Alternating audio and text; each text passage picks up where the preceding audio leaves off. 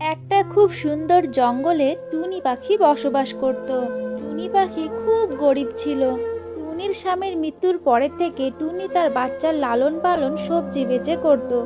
এই বছর টুনি তার নিজের ক্ষেতে বেগুনের চাষ করেছে। টুনি পাখির ক্ষেতে এই বছর খুব ভালো বেগুনের ফলন হয়েছে। একদিন টুনি পাখি তার ক্ষেতের থেকে বেগুন ছিঁড়ে নিয়ে শহরের সবজি মন্ডিতে বেচতে নিয়ে যায়। সবজি নিয়ে যাও, সবজি খুব তাজা তাজা সবজি, অনেক সস্তায় দিয়ে দিচ্ছি তাজা তাজা সবজি, সবজি নিয়ে যাও। সন্ধ্যা হওয়ার আগে আগেই টুনির সব সবজি বিক্রি হয়ে যায়, শুধুমাত্র একটা বেগুন থেকে যায়। টুনি পাখি তার সেই থেকে যাওয়া বেগুনটা নিয়ে তার ঘরের দিকে যেতে থাকে। তখনই টুনির বেগুনের উপরে একটা কালো কাকের নজর পড়ে। আরে বেগুন, দেখে তো মনে হচ্ছে খুব তাজা। এই বেগুনটা আমি যদি খেতে পারি আমার খুব মজা হবে, জমিয়ে খাবো।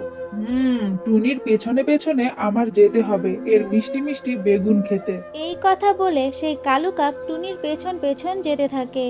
এরপর একটু সময়ের মধ্যেই টুনি তার বাসায় পৌঁছে যায়। অন্যদিকে কালু কাক একটা গাছের আড়ালে লুকিয়ে থাকে। এদিকে টুনি তার মেয়েকে বলে, রানী মা আমার, তুমি ঘুমিয়ে পড়ো, আমি খুব ক্লান্ত, আমিও তাড়াতাড়ি ঘুমিয়ে পড়বো।